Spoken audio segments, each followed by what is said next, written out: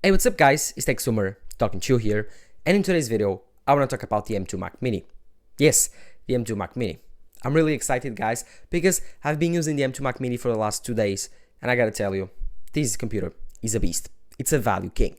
I paid $499 for this computer with a student discount, and I'm really excited to tell you that, in my opinion, this computer has completely replaced my M1 Max 16-inch MacBook Pro. But in today's video, I will talk about all of the changes, all of the good and the bad about this computer, and we'll also do some benchmarks because you all asked about it. So I will do some, and of course, we'll tell you at the end if, in my experience for the last 2 days, this computer is worth it. No, this is not a full review. No, this is not my main comparison against my M1 Max MacBook Pro 16-inch. No, this is just my first impressions, my first 2 days with it, and I think I'm ready to make some type of statement, but it won't be my definitive statement, if you want to know what I mean. But of course, if you want to find out about all of the details on this computer, let me know in the comments below if you want a more detailed review and comparison against more computers. By now, this video will be my first impressions of the M2 Mac Mini. Of course, don't forget to drop a like down below, subscribe to the channel. Let's get started. So, the M2 Mac Mini. This computer is really good. Really good. Like, dirt cheap, gold-like. This computer has completely transformed the way I've used a computer. I've never used a desktop this way. Like, I've bought this small box, compact box, that can do all the things that my MacBook did, and I just put it under my complete, insane, cool monitor. And now, I'm in love with it. I just sit down, click on the mouse, just works. No need to carry around my laptop everywhere. No, just have a desktop and you're home. It's like a completely different feeling. Of course, my MacBook sometimes served as a desktop because I came home, connected to my external display, and it was like a desktop, but then I had to leave and I have to take it off, pick my MacBook, heavy MacBook, go away, work away, and then I come back home, turn it again, and it's just like a complete process. I will still be doing it because I will return this M2 Mac Mini, but still, it has been very cool, a very different experience to use a desktop. And I gotta tell you, for $499, there's no better buy than this M2 Mac Mini. I will tell you straight away, this M2 Mac Mini, it's worth it. Every single penny. But let's talk about the things that I liked less when using this M2 Mac Mini for the last 2 days, before I talked about everything that's good with this M2 Mac Mini, and of course show you all the benchmarks. There are some things that bother me with this M2 Mac Mini. The first one being the base model storage. As you know, this Mac Mini starts at $499 for students and $599 for everyone else. And it comes with 8GB of RAM, the binned version of the M2 with only 8 CPU cores, and I think 10 or 11 GPU cores now, I'm not sure.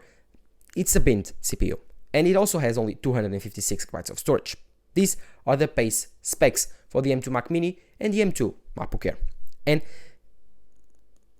I think that the M2 chip is enough, the binned version, no problem there. I did not notice any stutter, nothing. Great computer, the same or a bit faster than the M2 MacBook Air that I reviewed 6 months ago. But the one thing that I noticed that it won't be enough for me and for almost everyone else would be the base model storage and the base model RAM. Let's start talking about the storage first, and that's the main reason that I think you should buy this base model, but also spend a little bit more extra on some external SSDs. So the 256GB of storage. This one is very short. For everyone that likes to do some video editing, likes to do some photo editing, some 3D renders, this computer can do it, and you will see it on the benchmark that I will do later on this video, because it's really compact, really fast, and really capable. And I was editing this video, and I will record some types of clips showing you how fast it is on the Final Cut Pro timeline. It's really fast, and even exporting it, it's actually really fast because of the encoders built on the M2 chip. But the base storage, and by the way, the base 256GB storage on the M2 Mac Mini, it's also binned. So it only has 1 stick of RAM instead of 2. And by doing that, the bandwidth on this RAM is cut by half. So it's even slower. It's slower like for about 2GB per second. So the other one was 3. This one I think is 1. So it's not the fastest.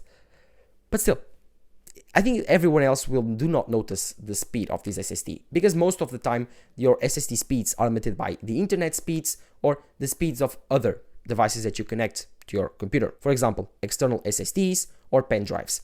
But most of the time that you are swapping files and documents between your disk, your partitioning, then you can notice maybe a very big file taking a little bit longer than other files. Another thing that you can notice also because of the lower RAM is if your computer starts to swap RAM, then the speed of your computer will slow down a lot because the storage is simply not as fast, and by cluttering out the rest of the bandwidth, your computer will slow down a bit. When I say a bit, it's a lot. But the base model, that's not the biggest problem, only have 1 stick of RAM, because most of the people won't notice that lack of speed of the SSD because they are just doing web browsing, word pressing, video editing, or at least light video editing, or at least some word work, I don't know, so maybe university work, light work that most people do on their computers. But when you are, for example, video editing, when you are photo editing, this will notice a lot. If you don't know, my full library on the Final Cut Pro that I have on my M1 Max 16-inch MacBook Pro takes about, I would say, 400 gigabytes of storage at its most. So it's a lot. It's a lot. And that library, the library just alone doesn't fit on this M2 Mac Mini. So I had to start it over, and it kind of sucks having only 256 gigabytes of storage. You are very, very constrained. Then the 8 gigabytes of RAM. These two together forms like a computer that is not optimized for the future. In about 6-7 years, you will fill up your 256 gigabytes of storage, and the 8 gigabytes of RAM won't be enough, and this computer will start to show its age very, very fast. So my recommendation is upgrade the RAM if you want to, or if you want to just use your computer for 3-4 years and get the new M5, M6 Mac Mini when it comes out, and you are completely fine with it, then do it. I respect your decision. It's truly valid. But if you want to keep this computer for longer than that, maybe upgrade the RAM and do not upgrade the storage. If you only have $200 to spend, then spend it on the RAM, which is the cost of upgrading to 16 gigabytes of storage. And if you want to upgrade the storage, then afterwards use or buy an external SSD. That will be way cheaper. For around $100, you can get a very fast SSD from Samsung. But the one thing you cannot do on this M2 Mac Mini and the other M2 Pro Mac Minis are upgrading later on, like upgrading your RAM, upgrading your storage. All of this is baked in on the chip, the M2 chip, so you cannot upgrade it later. Kind of sucks, but it's one of the disadvantages of having an Apple Silicon computer. Another, I would say, downgrade is the fact that by being so cheap, starts at $500, it only gives you 8 gigabytes of storage, the Beamed M2 chip, and the 256 gigabytes of RAM. But then you have the M2 Pro on the Mac Mini, and that starts at $1,300, $1,299. If you start upgrading your RAM, your storage on the M2 Mac Mini, you will get really close to that computer first introduction price. Spend like the RAM, spend the storage, costs you $400 more. You started buying it $599, then it's $1,000. So you are $300 away from the M2 Pro chip and better I/O, of course. So you have to weigh out your decision. At the end of the day, if you are looking for a really fast, really capable desktop computer that's cheap, and you have cloud storage or you have tons of external SSDs, then I recommend the base model Mac Mini, the M2. But if you want more than that, then try to only upgrade the RAM. But if you find yourself needing to upgrade your RAM, your storage, then look at the M2 Pro Mac Mini. That computer does not have any type of Beamed CPU, Beamed RAM, or Beamed SSDs. It's full on, full fat, full performance computer. That's a more focused Mac Mini for performance, while this one is more for value and performance also, because this M2 Mac Mini is really, really capable.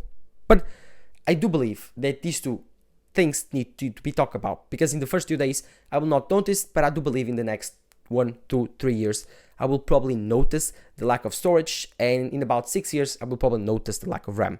And when that happens, your computer will try to swap RAM. And when that happens, your computer will slow down a bunch, because the bandwidth on your RAM will be cut down in half, and that when that happens, your computer will slow down, like, trust me, a lot. But still, I don't believe it's one of the most noticeable disadvantages of the M2 Mac Mini right away. The one that is the most noticeable one is probably I/O. I/O on this computer, don't get me wrong, it's really good when compared to an iMac, but it falls short when compared to other Mac Minis or even the Mac Studio. It only has 2 USB-A's, 2 USB-C ports, and 1 Ethernet port, 1 HDMI port, and the power port, and 1 headphone jack, I think. So it's good I/O when compared to other computers, laptops, or even the iMacs. That's the best I/O found on all of them. But if you notice, the M2, the M1 computers, none of them have more than 2 USB-Cs. And in my opinion, that's a handicap, because after a while, you will want to use even more USB-C accessories. I have my display using USB-C right now, I have some type of device charging, my keyboard, my mouse, anything, or even my phone, and I use the second one. If I want to use anything more like charge my Apple Watch, I cannot do it. It's full. I have to use USB-A. So you kind of understand why I'm telling you that the I/O is not that great. Otherwise, it's completely fine. Two USB-As, more than enough. One Ethernet port. Mine is only 1 gigabyte, not 10 gigabyte, but for an extra $100, you can get the 10 gigabyte option. There's that option if you want to go there. I would not recommend it. 10 gigabyte is just overkill, in my opinion. But that's all of the gripes and disadvantages that I found in the last 2 days. Now, it's just the good things that I have to talk about this M2 Mac Mini, because there are a bunch, and in my opinion, this computer is filled with surprises when you get it, because although it's really cheap, when you start using it, you will find like, oh my god, this is more than enough, like way more than enough for me. It's completely overkill in my opinion for most people, and it only costs $500. So it's insane value for the performance right now. The M2 chip has surprised me how fast it is. Even the paint version, I've used it on the M2 MacBook Air on June or July when it first came out, and I was surprised how fast it was, but that computer was more expensive than the other model, the M1. Now, Apple has launched the M2 Mac Mini, cut down on the price by $100, and I even bought it for $499, like $100 less than the usual M2 Mac Mini, and $200 less than the older M1 Mac Mini started price. So I'm really excited to tell you why, in my opinion, the M2 Mac Mini, after only 2 days of use, has been the best value Mac that I've ever used. For starters, the M2 Mac Mini, browsing the web, video editing, all of the things that I do on my computer, has done it. No stutters, ever. Like browsing the web, streaming videos, watching movies, this computer just does it like this, really fast. It's the fastest experience that I had on Safari, Chrome, every single application on the web is just completely fast. And the reason is, this computer has the M2 chip, and the M2 chip features the M2 cores on the CPU, faster than the M1 cores that before I had on my M1 Max 16-inch MacBook Pro. Imagine the M1 Max MacBook Pro 16-inch has a huge chip, a huge collection of M1 cores. These ones, when working like side by side, working together, they are really powerful. But if you do only single core tasks like browsing the web, Word, PowerPoint, so those simple things, then you're only using one of those cores. On the CPU you have 10, I think, on the M1 Max. Here you only have 8, but you have 8 of the new generation M2. There you have 8 high performance cores, 2 high efficiency cores of the M1, while here you have 4 high performance cores, 4 high efficiency cores of the M2 generation. And here you can see why, and it's the difference, because only on single core tasks the M2 Mac Mini is faster than my $4,000 MacBook Pro. That computer, it's only about like 6 Mac Minis or 6.5 Mac Minis, which is just insane, the value on that computer. But still, at the end of the day, you have to realize that the M2 Mac Mini is really fast on bursty, very fast bursty tasks, and that's where it shines, and that's where most people work, because most people like to browse the web, email, all of those fast, not that demanding for your CPU tasks. And this one here just passes, breezes through it, just like nothing. It's just instantaneous. There's no like improvement possible from here in terms of speed. It's just insane how fast it opens apps. It's just like you touch, it's responsive right away. The difference between 120 Hz and 60 Hz in terms of smoothness, it just makes your experience way smoother while browsing the web and working. But that's not it. This computer is also fast while doing very high performance tasks like video editing, photo editing. This computer just does it like a champ. And that's one thing and one camp that I was really surprised. This computer has surprised me a bunch. I was video editing and I recorded this clip to show you how smooth and fast it is to video edit this same video that I'm talking about right now on Final Cut Pro. And you can see I'm editing effects, layers, color grading, every single thing, music, audio, all top of each other, and this computer just plays it like a champ. This is 4K 60 footage coming from my iPhone 13 Pro Max, and this computer just does it like this. If you are a normal person editing videos, this computer will not even take a sweat. If you are using more demanding like codecs like 8.265 or even worse, then you might probably have some stutter while video editing like 8K footage. But with 4K, pretty sure you will be fine. And probably like 2-3 streams of 4K, you will also be fine. If you want to use a 8K workflow, then I recommend looking for the M2 Pro Mac Mini or even the M1 Max Mac Studio. or even the M1 Ultra if you are really that power hungry. But the M2 Mac Mini just does everything that I need for my workflow, and that's just enough.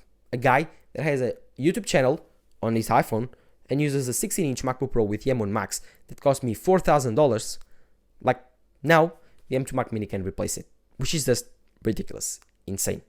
Of course, I also exported this video to see how much it took, and it took the normal time that my MacBook Pro does it, probably even faster, because it has the codecs for H.265, H.264, or even ProRes, and it's really fast.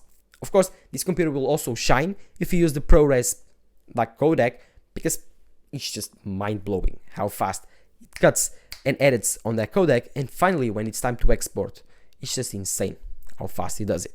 But be very careful, because with the base model Mac Mini, you will probably not have enough storage to work with those types of codecs.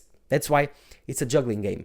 This is like a very powerful car, like a Porsche, or even, I don't know, a BMW M5, but you have a very small tank with gas. So you cannot do those very fast high performance tasks like going 200 miles per hour or 150 miles per hour for that long, because the gas won't last you that much. While if you have a big Bugatti with a W16, which is my M1 Max 16-inch MacBook Pro, with a huge tank, you can go to 300 miles per hour and do it for longer, or even reach that type of speed because you have the tank to do it. And that's why I think that the M2 Mac Mini makes the most sense, and it was built for those shorty workflows. And I think that 95% of people that are watching this video focus on those types of workflows. That's why I'm recommending this Mac Mini right now for all of you. In my opinion, best value Mac ever, and the best value tech product in 2023. I'm saying right away, this computer is just insane value. Another amazing thing that I loved on this Mac Mini was the form factor. It's just so cute, small, compact, and it's not that big.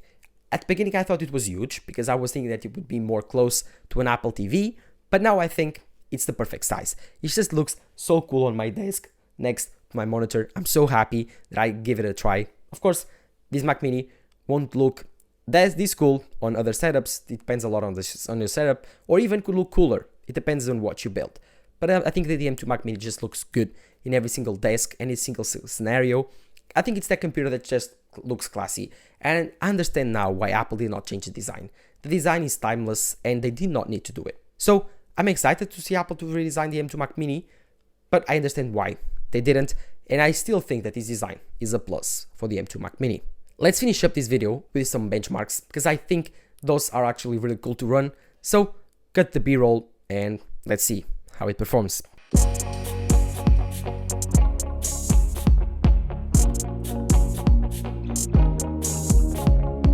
So, starting this benchmark run, starting with Cinebench R23. I will run a single core test and a multi-core test. For the single core, we got 1640 points.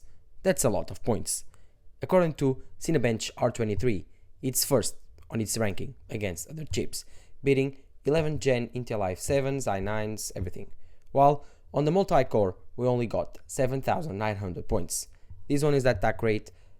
Take this comparison with a huge grain of salt. I don't see here any other Apple chips. While for Geekbench 5, we got some interesting results. For single core performance, we got 1,900 points, while for multi-core performance, we got 8,300 points. Compared to the other M2 MacBook Air, we are very close, although the M2 MacBook Air scored better. Going to the Metal GL compute test on the Geekbench 5, we got around 30,000 points. That's pretty average for the M2 chip, found also on the M2 MacBook Air. To finish this benchmark run, let's just see how fast the SSDs are. These are only 1 RAM stick, so be in mind, these are quite a bit slower than the older M1 Mac Mini. Oh, and I forgot to show you. This is how the M2 Mac Mini sounded while I was doing any type of benchmarking. These are the fans, just running very low. So, after watching all of those benchmarks, you understood now what I'm telling you. This Mac Mini is powerful, really powerful. It only falls short on some longer high performance tasks like Cinebench. If you run back to back, the score starts to get a little bit down, and not because the M2 Mac Mini gets hot. No, you can probably not hear the fans that much, but Apple likes to bend down its CPU.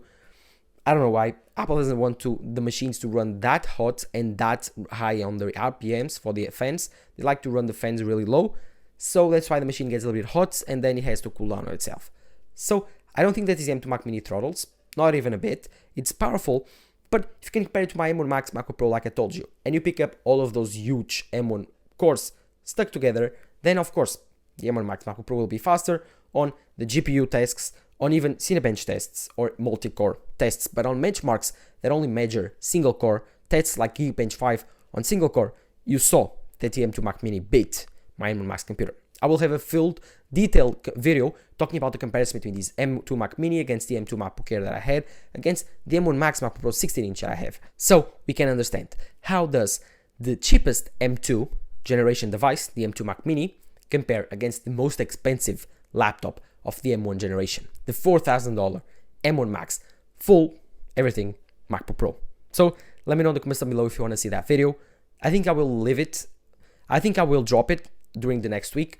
So don't forget to drop a like down below and subscribe to the channel so you don't miss that video and the more coming, the review, everything else coming on this M2 Mac Mini.